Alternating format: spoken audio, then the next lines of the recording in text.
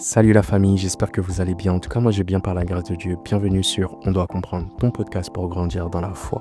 Ici, on t'aide à trouver la méditation agréable et à mieux comprendre les Écritures de façon claire et simple pour que tu puisses la vivre au quotidien. Donc si tu veux grandir spirituellement, tu es au bon endroit.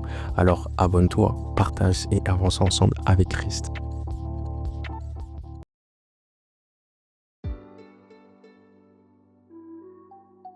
Notre méditation d'aujourd'hui est sur Joël 2,28 qui dit « Après cela, je répandrai mon esprit sur toute chair. Vos fils et vos filles prophétiseront, vos vieillards auront des songes et vos jeunes gens des visions. » Vous savez, ce verset a un projet très fort. Il nous montre que Dieu veut se former un peuple qui reflète la même vie que lui. Et ce n'est pas juste pour une élite ou un groupe spécifique de personnes. Non. Dieu veut utiliser tout le monde. Personne n'est mis de côté, peu importe ton âge, ton genre ou ton statut.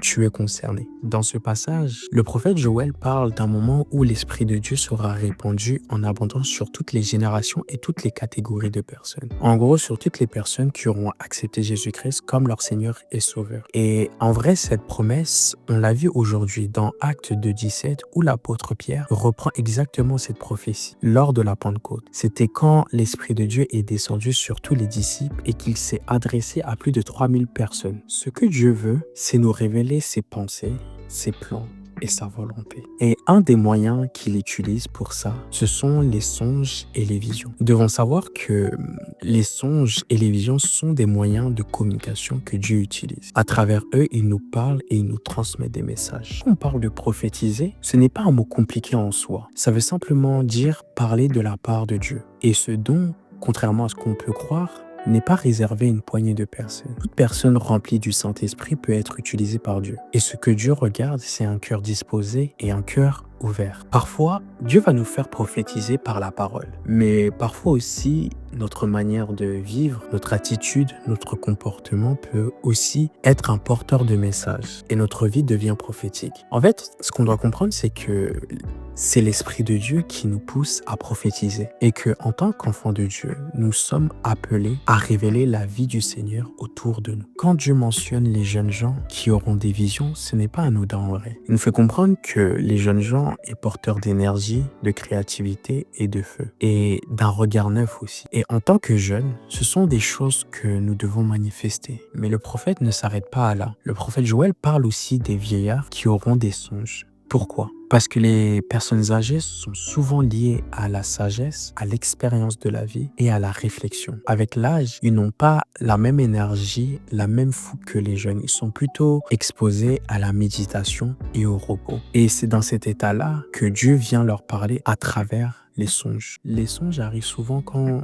on est le plus attentif, c'est-à-dire un moment où nous sommes totalement disponibles, disposés et tranquilles. Et sont des moments où Dieu peut nous transmettre des révélations profondes, des avertissements ou des directives dans notre vie. Et à travers ce passage, Dieu veut nous enseigner une chose essentielle. Il veut qu'on reste dans une attitude de disponibilité. Il veut pouvoir nous parler à chacun d'entre nous. En résumé, Dieu veut parler à tous. Hommes, femmes, jeunes ou âgés, peu importe. Ce qui compte, c'est ton cœur. Il faut que tu puisses avoir un cœur disposé. Si tu t'attends à lui, alors tu es prêt pour recevoir ce qu'il a à te dire. Alors, maintenant qu'on vient de saisir l'esprit de ce verset, que Dieu peut se servir de tout le monde, peu importe l'âge ou le genre, une question essentielle se pose. Comment vivre ce verset dans notre quotidien? Alors, mon premier conseil, c'est pour un jeune. Voici le conseil que j'aimerais te donner. Utilise ton énergie pour agir pour le Seigneur, que ce soit dans les études, le travail, ta formation, ou même en lançant un business, ou que ce soit même à l'église. Donne-toi pleinement. Pourquoi? Parce que tout ce que Dieu te demande de faire fait partie de ton ministère. Et en soi, ce qu'on doit savoir, c'est que notre premier ministère, c'est celui de la réconciliation. Et chaque domaine de ta vie est une opportunité de servir Dieu et de révéler sa volonté. Dans chaque situation, sois attentif. Pourquoi? Parce que Dieu t'ouvre les portes et il place aussi des opportunités dans ta vie. Explore chaque sphère dans ta vie parce que c'est une grâce d'être un message vivant pour le monde. Alors saisis chaque occasion pour révéler Jésus-Christ. Mon deuxième conseil, c'est pour les aînés. Ne vois pas ton âge comme une limite et ne te dis pas que ton temps d'agir est passé parce que c'est faux. Ton expérience est une richesse immense, une force que Dieu veut utiliser.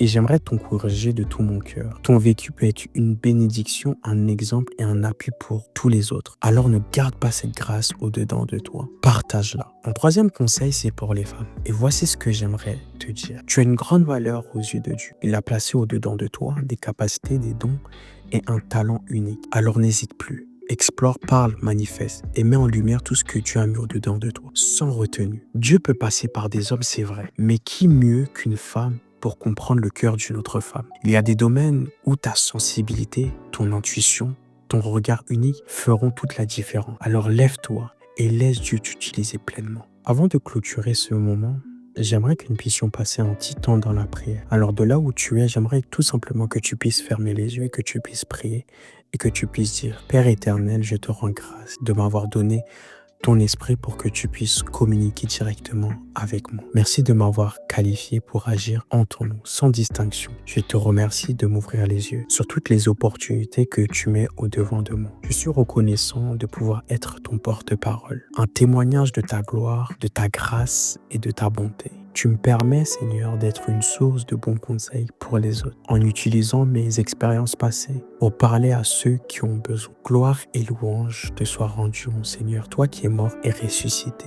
toi qui nous as donné ton esprit afin que nous soyons plus mis à l'écart. Merci pour ta fidélité, ton amour répandu et ta grâce. Que toute la gloire, la louange te soit rendue dans le nom tout-puissant de Jésus. J'ai ainsi prié. Amen.